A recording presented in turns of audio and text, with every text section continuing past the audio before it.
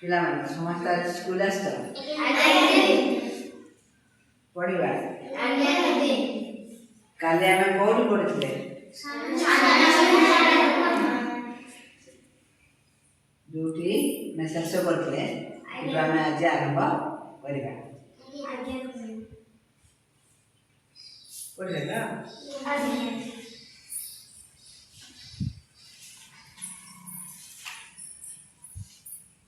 କାଲି ଆମେ ଶେଷ କରିଥିଲେ 1200 ବଢ଼େଇଙ୍କ ମୁଣ୍ଡ କାଟ କଥା।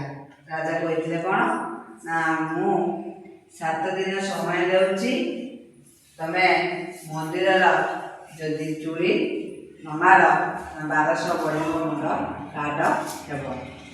ମାନେ ରାଜା ଏ କଥା କାହାକୁ କହିଥିଲେ?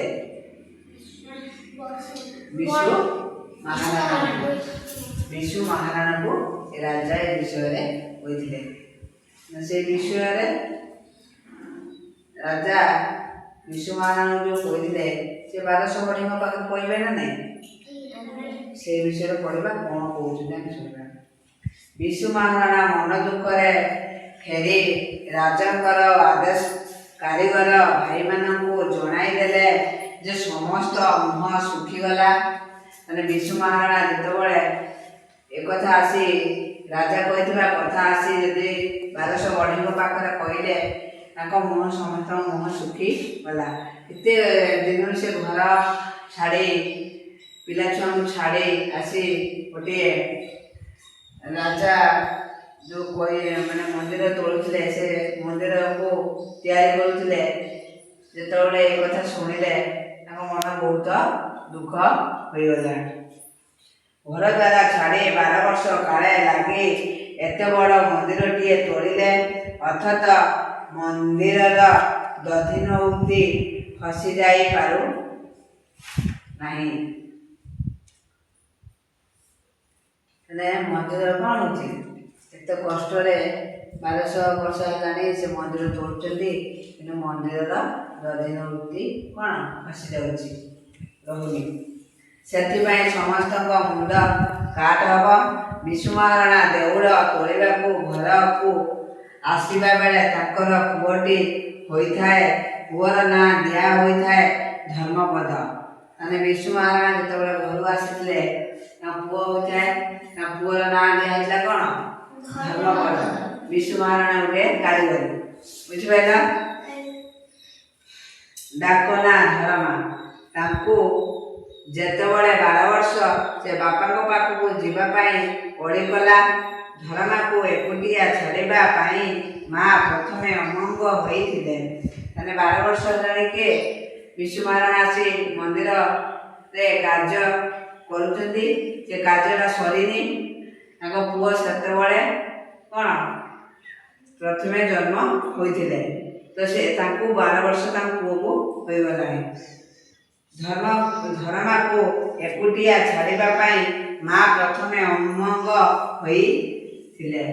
ଯେତେବେଳେ ପୁଅ ତା ବାପାଙ୍କୁ ଦେଖୁନି, ସେ ବ୍ୟସ୍ତ ହୋଇ ପଡ଼ୁଛି, ତାଙ୍କ ମାଆଙ୍କ ପାଖରେ କହୁଛି, ମା ମୁଁ ବାପାଙ୍କ ପାଖକୁ ଯିବି। ମାତ୍ର ଯିବା ପାଇଁ ପୁଅ ଜିଗର ଦେଇ ମନ କରି ପାରିଲା ନାହିଁ। ଧରମାକୁ କାଳେ ଏତେ ଦିନ ପରେ ବିଶୁ ଚିହ୍ନି ପାରିବେ ନାହିଁ, ସେଥିପାଇଁ ସାଥିରେ ବାଡ଼ି ବରକୋଳି କିଛି ଦେଉଥାନ୍ତି। ମାନେ ପୁଅକୁ କ'ଣ ଛୋଟ ସମୟରେ ଦେଖିଛନ୍ତି, 12 ବର୍ଷ ହୋଇଗଲାଣି, କ'ଣ ତାଙ୍କ ବିଶୁ ମହାରାଣା ତାଙ୍କ ପୁଅକୁ ଦେଖିନାହାନ୍ତି, ସେ ଚିହ୍ନି ପାରିବେନି। ଜଣେ ପୁଅ ଅଳି କରୁଛନ୍ତି ବାପାଙ୍କ ପାଖକୁ ଯିବେ।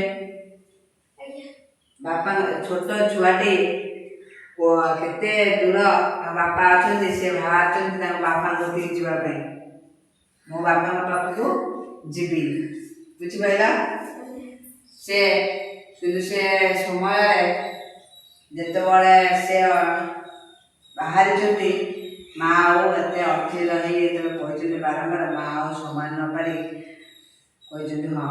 କିନ୍ତୁ ସେ ବିଶୁ ମହାରାଣା ଚିହ୍ନିବେ ତାଙ୍କ ପୁଅକୁ କିପରି, ସେଥିପାଇଁ ତ ଫୋନ୍ ନଥିଲା। ଆମେ ଏବେ ଫୋନ୍ କରୁଛନ୍ତି, ଯେତେ ଦୂର ଥିଲେ ବି ଆମେ କଥା ହେଇ ପାରୁଛନ୍ତି, ବୁଝିପାରିଲ? ସେତେବେଳେ ଆମେ ତ ଫୋନ୍ ନାହିଁ ନା, ଆମେ କରିବା କ'ଣ? ଗୋଟେ ମା ଭାବିଲେ ବାଡ଼ି ବରକୋଳି ଦେଲେ ବିଶୁ ମହାରଣା ତାଙ୍କ ପୁଅକୁ ଚିହ୍ନି ପାରିବେ। ଦେଖିବେ କ'ଣ ସେଥିପାଇଁ ସାଥିରେ ବାଡ଼ି ବରକୋଳି କିଛି ଦେଇଥାନ୍ତି। ଧରମା ପଚାରି ପଚାରି କୋଣାର୍କ ଗଲା ଓ ବିଶୁ ମହାରଣାକୁ ଠାବ କଲା। ବିଶୁ ମହାରଣା ନିଜ ବାଡ଼ି ବରକୋଳି ଦେଖି ପୁଅକୁ ଚିହ୍ନି ପାରିଲେ। ଆନନ୍ଦରେ ତାକୁ କୁଣ୍ଢାଇ ପକାଇଲେ। ମାନେ ବିଶୁ ମହାରଣା କ'ଣ କଲେ? ତାଙ୍କ ବାଡ଼ି ବରକୋଳିକି ଖାଇ ଦେଖି ଚିହ୍ନି ପାରିଲେ ତାଙ୍କ ପୁଅକୁ। ହାତରେ ନେଇଥିଲେ ତାଙ୍କ ପୁଅ କ'ଣ? ବାଡ଼ି ବରକୋଳି। ସେମାନେ ବରକୋଳିରୁ ତାଙ୍କ ପୁଅକୁ ଚିହ୍ନି ପାରିଲେ। ଧରମା ଦେଖିଲେ ବାପାର ମନ ସୁଖ ନାହିଁ। ସେ ତାହାର କାରଣ ପଚାରି ବୁଝିଲା। ଗୋଟେ ଛୋଟ ପିଲାଟି ଦେଖ ମନ କଥା ସେ ଜାଣିବା ପାଇଁ କେତେ ତାଙ୍କର ଆଗ୍ରହ। ସେ ସମସ୍ତଙ୍କ ମନକୁ ଦେଖିଛନ୍ତି କିନ୍ତୁ ତାଙ୍କ ବାପା ମନ ଦେଖିଛନ୍ତି। ତା ବାପାଙ୍କ ମନ କାହିଁକି ଏତେ ଦୁଃଖ? ତମେ ଦେଖିଥିଲେ ଅଲଗା ମନ କାହିଁକି କିଛି ଆଣିନ କହିବ, କିନ୍ତୁ ସେ ତାଙ୍କ ବାପା ମନ କାହିଁକି ଦୁଃଖ ସେ ଭାବୁଛନ୍ତି। ରାତି ପାହିଲେ ବିଶୁ ମହାରଣାଙ୍କ ସହିତ 1200 ବଢ଼େଇଙ୍କ ମୁଣ୍ଡ କାଟ ହେବ। ରାତି ପାହିଲେ କ'ଣ ହେବ? 1200 ବଢ଼େଇଙ୍କ ମୁଣ୍ଡ କାଟ ହେବ। ସେହି ସମୟରେ ବାପାଙ୍କର ମନ ଦୁଃଖ ଯେତିକି 1200 ବଢ଼େଇଙ୍କ କାରିଗରଙ୍କ ମନ ଦୁଃଖ। ସେହି ସମୟରେ ଧର୍ମପଦ ଯାଇଛି ତାଙ୍କ ବାପାଙ୍କୁ ଭେଟିବା ପାଇଁ। ସାମାନ୍ୟ ବାଡ଼ି ବରକୋଳି ଧରି ବାପାଙ୍କୁ ଭେଟିବା ପାଇଁ ଯାଇଛନ୍ତି। ଏକଥା ଜାଣି ଧରମା ମନ ବିକଳ ହୋଇ ଉଠିଲା। ରାତି ପାହିଲେ ବିଶୁ ମହାରଣା ସହିତ ତାଙ୍କ 1200 ବଢ଼େଇଙ୍କ ମୁଣ୍ଡରେ କାଟ ହେବ। ଏକଥା ଶୁଣି ତାଙ୍କ ପୁଅଙ୍କ ମନ ବହୁତ ଦୁଃଖ ହେଇଗଲା। ମନ ଦୁଃଖ ହେଇଗଲା। ବୁଝିପାରିଲ? ଧର୍ମା ବି କାରିଗରଙ୍କ କୁଳର ପିଲା। ସେ କ'ଣ? ସେ କାରିଗରର ପୁଅ, ସେ ବଂଶର ଛୁଆ। ତାଙ୍କୁ ମଧ୍ୟ କାରିଗରୀ ବିଦ୍ୟା ଜଣାଥିଲା। ତାଙ୍କୁ ବି କାରିଗରୀ ବିଦ୍ୟା ଜଣାଥିଲା।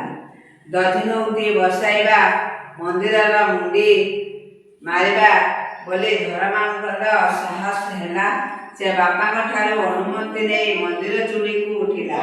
ରାତି ରାତି ମାପଚୁପ କରି ଦଧିନଉତି ବସାଇ ଦେଲା। ସକାଳ ହେଲା। ଆଗରୁ ଦେଖାଗଲା ମନ୍ଦିରର କାମ ଶେଷ। ବୁଝିପାରିଲ? ଯେତେବେଳେ 1200 ବଢ଼େଇ ଯେତେ ଥର ଦଧିନଉତି ବସାଇବାକୁ ଯାଇଥିଲେ ସେତେ ଥର ଖସି ପଡ଼ିଲେ। କିନ୍ତୁ ଗୋଟେ 1200 ବର୍ଷର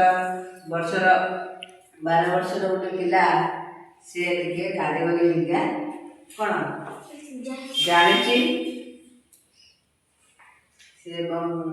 ସେ ଭାବିଲା କ'ଣ ନେଇ କହିଲା ମୁଁ କରିଦେବି। ନେଇକି ଆପଚୁପ କରି ଦଧିନଉତି ବସାଇ ଦେଲା। ବୁଝିପାରିଲ? ଆଜି ଆମେ ଏଇଠି ପଢ଼ା ଶେଷ କରୁଛୁ। କାଲି ଆମେ ଧର୍ମପଦ କ'ଣ କରିବା ଆମେ ଦେଖିବା।